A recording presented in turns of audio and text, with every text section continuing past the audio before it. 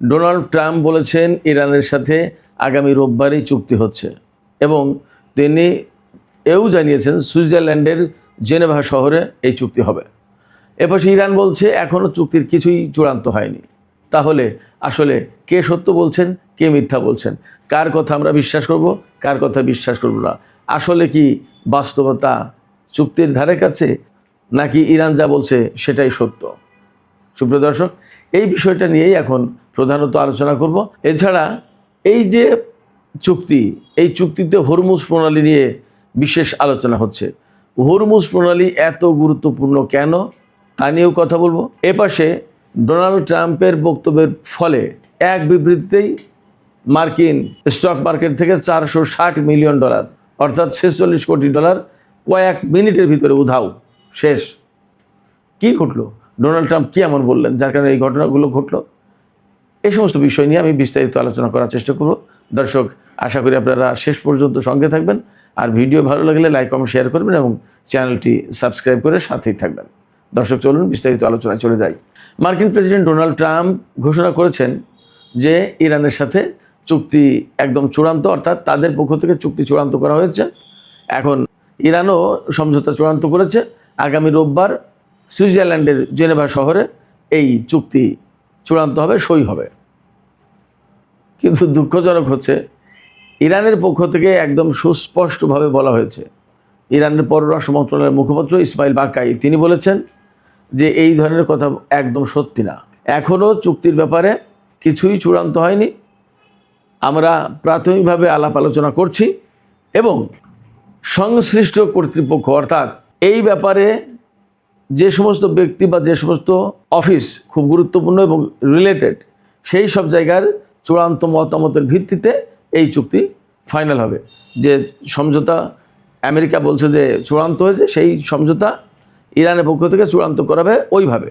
ধরুন, প্রেসিডেন্টের দপ্তর থেকে কিছু মতামত দেওয়া হবে, পররাষ্ট্রমন্ত্রী মতামত দেবেন, জাতীয় সংসদের স্পিকার বা পররাষ্ট্রনীতি বিষয়ক যে কমিটি আছে তারা মতামত দেবেন, হয়তো তেল গ্যাস এই রিলেটেড যে মন্ত্রণালয় আছে তারা মতামত দেবেন, সমুদ্র পরিচালনা যে কমিটি, যেটা হরমুজ প্রণালী পরিচালনা কমিটি, তারা মতামত দেবে।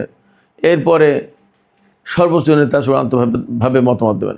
এরপরে ইরানের পক্ষ থেকে বলা যাবে যে হ্যাঁ, this is our final agreement, এটা আমাদের চূড়ান্ত চুক্তি, এইটা আমরা চূড়ান্ত সমঝোতা এসেছি, this is our final understanding. তারপরে বলা যাবে ইরানের পক্ষ থেকে যে হ্যাঁ, এইটা আমাদের চূড়ান্ত সমঝোতা, আমরা এখন এই চুক্তিতে সই করতে যাচ্ছি।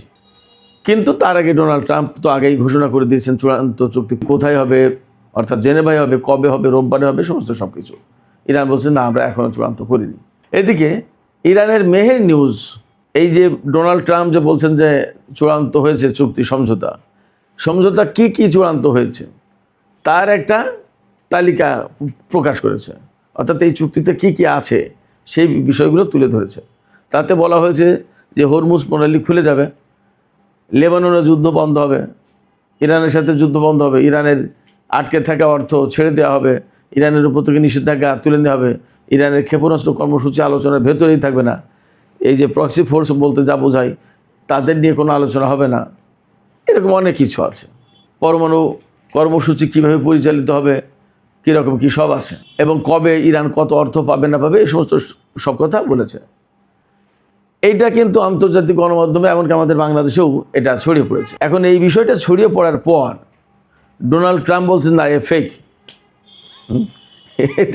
এটা ফেক। উনি তো কথা কথা ফেক বলেন, এটা ফেক। যেই না বলেছেন ফেক, একেবারে সাথে সাথেই মার্কিন স্টক এক্সচেঞ্জ থেকে $46 কোটি উধাও, $46 কোটি কয়েক মিনিটের ভেতরে। কেন? সবাই আশা করছিল যে যুদ্ধ শেষ, তেলের দাম কমবে, ব্যবসা বাণিজ্য আবার স্বাভাবিক করা যাবে, অর্থনীতি স্বাভাবিক অবস্থা আসবে। ইরানের পক্ষ থেকে যে কথা বলা হয়েছে যে এই বিষয়গুলো আছে চুক্তিতে। এখন ডোনাল্ড ট্রাম্প যখনই বলছেন এগুলো ফেক, তার মানে কি? চুক্তি হচ্ছে না। তার মানে হচ্ছে ইরান এবং আমেরিকা দুই পক্ষের মধ্যে এখনও বিস্তর ব্যবধান। অথবা হতে পারে যে ডোনাল্ড ট্রাম্প হয়তো চুক্তির বিষয়গুলো গোপন রাখতে চাইছে, তা না হলে তার মান সম্মান যায়। আবার ইসরায়েলও চাপ সৃষ্টি করবে, ইহুদি লবি যেটা আছে, ইসরায়েলি লবি যেটা আছে, তারাও চাপ সৃষ্টি করবে। হয়তো তাদেরকে অন্ধকারে রেখে ইরানের সাথে একটা চুক্তি করতে চাচ্ছে। কিন্তু যখনই ইরান বিষয়গুলো ফাঁস করে দিয়েছে তখন তো ডোনাল্ড ট্রাম্পের উপরে চাপ সৃষ্টি হয়ে গেল। ডোনাল্ড ট্রাম্প তো ঝামেলায় পড়ে গেলেন।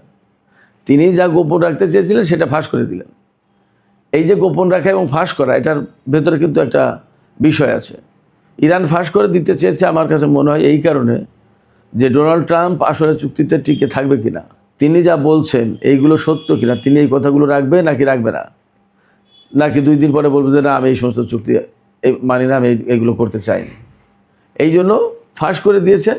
তার প্রতিক্রিয়া ইরান দেখলো যে তিনি আসলে কীভাবে রিয়াক্ট করে, তার রিয়াকশনটা কী। এখন ডোনাল্ড ট্রাম্প বলছে যে না আমি এই সমস্ত কথা বলিনি। তাহলে এবার তাকে হয়তো বলতে হবে যে ভাই এইগুলো প্রকাশ করে গোপন রাখো, আমি চুক্তিতে সই করে দিচ্ছি।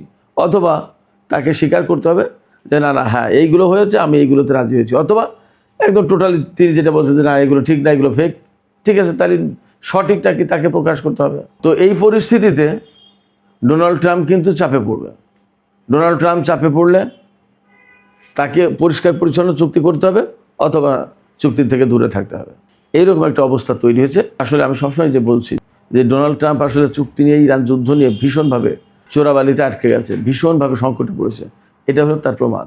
যাই হোক, তো এই যে ডোনাল্ড ট্রাম্প একের পর এক বলছেন যে চুক্তি হয়ে যাচ্ছে, চুক্তি হয়ে যাচ্ছে, আবার হামলা করছে। এমনকি গত পরশুরাতে যে হামলাটা চালিয়েছে ইরানের উপর, তার আগে কি বলেছিলেন ডোনাল্ড ট্রাম্প, যে ইরান চুক্তি করতে অনেক বেশি দেরি করে ফেলেছে, এই জন্য তাকে চুক্তি করতে হবে।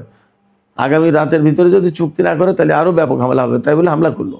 এরপরে গত রাতে হামলা করেন কি বলছে, যে একটা চুক্তি হয়ে যাচ্ছে এই জন্য আমি আর হামলা করলাম না। তার মানে আমরা অনেক আগে থেকেই দেখছি যে তার জন্য একটা চুক্তি অপরিহার্য। চুক্তির জন্য ডোনাল্ড ট্রাম্প একদম মরিয়া হয়ে গেছে। কেন মরিয়া হয়েছে? অনেকগুলো কারণ আছে।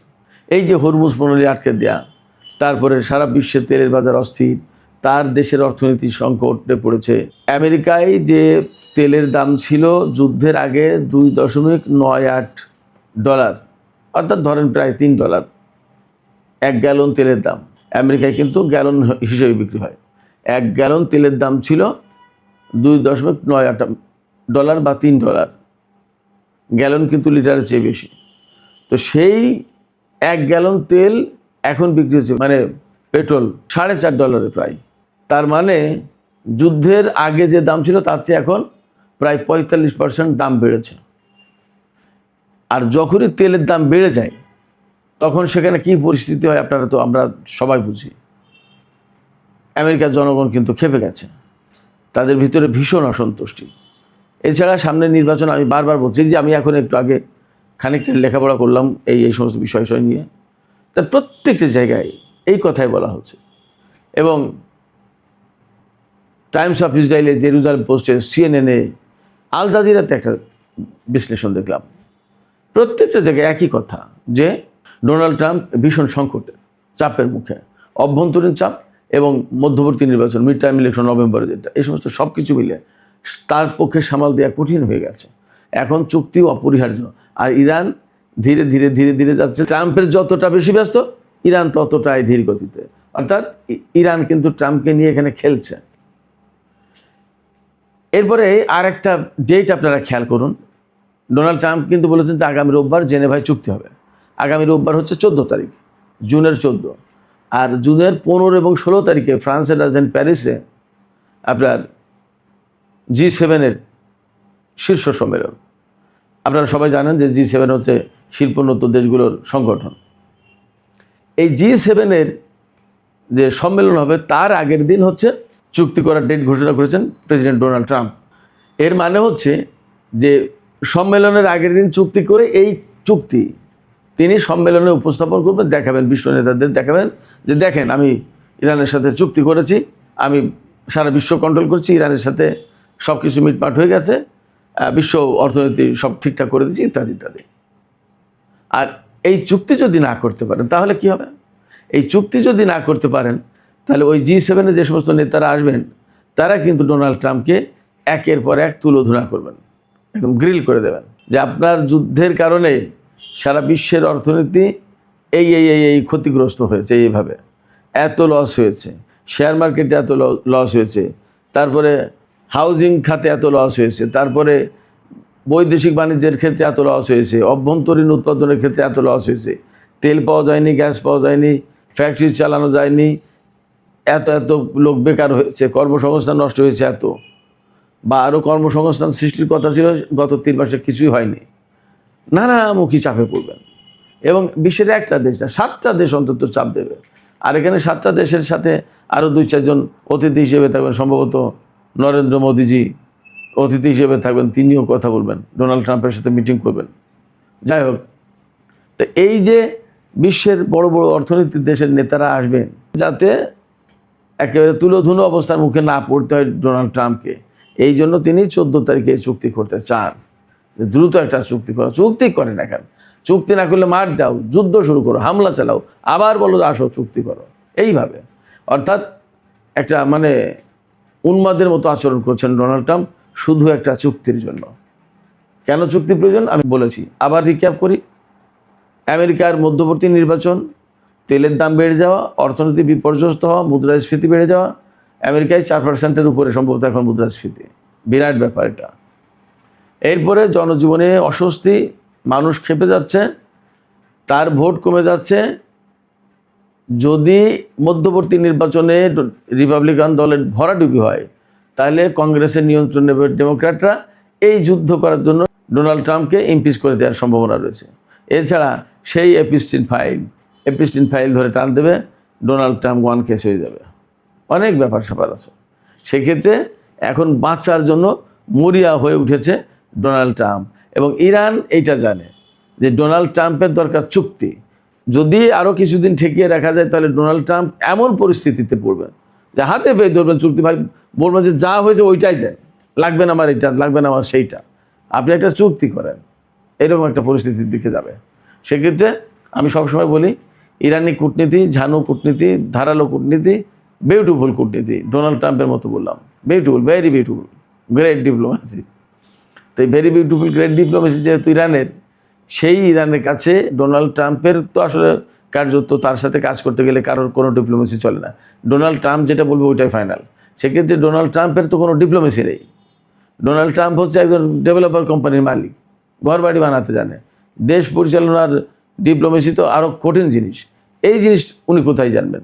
এটা জানবেন মার্কো রুবিও বা আরও কিছু লোকজন, কিন্তু তাদেরকে তো তিনি জানতে দেন না, বা মার্কো রুবিও খুব বেশি একটা জানেন না। কারণ মার্কো রুবিও সাধারণ পলিটিশিয়ান, তিনিও বেসিক্যালি অনেকটা হকিস টাইপের লোক, যুদ্ধবাজ টাইপের লোক।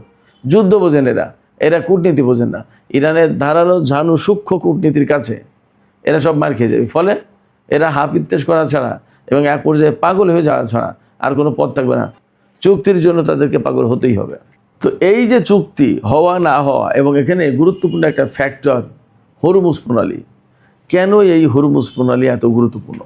আমরা দীর্ঘদিন ধরে আলোচনা করে এসেছি যে এই হরমুজ প্রণালী দিয়ে অন্তত 20% জ্বালানি পরিবহন করা হয়, প্রাচ্য এবং পাশ্চাত্য বিভিন্ন দেশে যায় এই হরমুজ প্রণালী দিয়ে। তেল, গ্যাস, আরও পণ্য রপ্তানি আমদানি হয়। সব কিছু মিলে বিরাট অর্থনীতির একটা রুট। এই অর্থনীতির রুটকে যখন বন্ধ করে দিয়েছে ইরান, তখন বিশাল কর্মযোগ্য অর্থনৈতিক লেনদেন, ব্যবসা বাণিজ্য বন্ধ। আলটিমেটলি তখন সারা বিশ্বে চাপ পড়েছে। তখন সারা বিশ্ব থেকেই ডোনাল্ড ট্রাম্পের উপর চাপ যাচ্ছে, তাদের তেল গ্যাস প্রয়োজন। সবাই তো আর ডোনাল্ড ট্রাম্পকে ভয় পায় না। অনেক বড় বড় দেশ আছে যারা সরাসরি বলছে যে তোমার কারণে এই অবস্থা, ছাড়ানোর ব্যবস্থা করে, আমার অর্থনীতি শেষ হয়ে গেল। তো এই হরমুজ প্রণালী বন্ধ করে দিয়ে ইরান একটা খেলা দেখিয়ে দিয়েছে। হরমুজ প্রণালী বন্ধ করে দিয়ে বিশাল একটা খেলা দেখিয়ে দিয়েছে। সেই খেলাটা হচ্ছে যুদ্ধ ছাড়াই আমেরিকা এবং ইসরায়েলকে একেবারে শক্ত করে বেঁধে ফেলা, নড়াচড়ার কোনো আর উপায় নেই। এই যে হরমুজ প্রণালী, এই হরমুজ প্রণালীকে বলা হচ্ছে একটা পরমাণু বোমা। একটা পরমাণু বোমা বানালে যে প্রভাব পড়ে, একটা নির্দিষ্ট ভূখণ্ডে, একটা অঞ্চলে প্রভাব পড়বে। আর এই হরমুজ প্রণালী এটা ব্যবহার করে সারা বিশ্বের উপর প্রভাব ফেলেছে ইরান। ফলে চুক্তিতে এই হরমুজ প্রণালী গুরুত্বপূর্ণ একটা ফ্যাক্টর হয়ে দাঁড়াচ্ছে। ইরান বলছে আমাদের হাতে নিয়ন্ত্রণ থাকবে, হরমুজ প্রণালী খুলে দেবো, কিন্তু নিয়ন্ত্রণ আমাদের হাতে থাকবে। কীভাবে পরিচালনা করবো সেটা আমরা জানবো, আমরা বুঝবো। আর ডোনাল্ড ট্রাম্প বলছে যে না, তোমরা তা বুঝলে তো হবে না, তাহলে আমার কি থাকে। ইরান বলছে তোমার কি থাকে সেটা তো প্রশ্ন না, সেই প্রশ্ন তোমার আমেরিকার ভূখণ্ডে, মধ্যপ্রাচ্যে কেন? এখানে তোমার তো ভূখণ্ড না, তোমার এখানে কি? তুমি ভাই মান সম্মান থাকতে বিদায় হও। এবং এই চুক্তিতে আরও থাকছে, ইরানের আশপাশে যত মার্কিন সেনা মোতায়েন করা আছে সব প্রত্যাহার করে নিতে হবে। তাহলে ধরে নেওয়া যায় মধ্যপ্রাচ্য থেকে মার্কিন সেনাবাহিনীকে সরিয়ে নিতে হবে। যদি তাই করতে হয় তাহলে এটা বিরাট ইতিহাস সৃষ্টিকারী একটি চুক্তি হবে। আমরা অপেক্ষায় থাকলাম, দেখি আসলে কোন ধরনের চুক্তি হতে যাচ্ছে, কী থাকছে সেই চুক্তির ভেতরে, হরমুজ প্রণালীর কন্ট্রোল কার হাতে থাকে, মধ্যপ্রাচ্য থেকে মার্কিন সেনা সরে যায় কিনা, এবং পরমাণু ইস্যুতে কী সমঝোতা হয়, ইরানকে কত টাকা ছাড় দেয়, কবে দেয়, কিভাবে দেয়, আমরা সব দেখার অপেক্ষায় থাকলাম। সুপ্রিয় দর্শক, এখনকার আলোচনা এখানেই শেষ করতে চাইছি। যাবার আগে আপনাদের কাছে প্রশ্ন রাখতে চাই, আপনাদের মতামত জানতে চাই। ডোনাল্ড ট্রাম্প বলছেন চুক্তি রোববারেই সই হবে, ইরান বলছে এখনও কিছুই চূড়ান্ত হয়নি। এই যে দুই মেরুর দুই কথা, এর ভেতর দিয়েও কি আপনারা মনে করেন খুব অল্প সময়ের ভেতরে একটা চুক্তি হয়ে যাবে? কি মনে হয় আপনাদের? আপনাদের মতামত কমেন্টে জানাতে পারেন। আর ভিডিও ভালো লাগলে লাইক, কমেন্ট, শেয়ার করবেন এবং প্লিজ চ্যানেলটি সাবস্ক্রাইব করে সাথেই থাকবেন। আপনাদের সবাইকে অনেক অনেক ধন্যবাদ। আল্লাহ হাফেজ।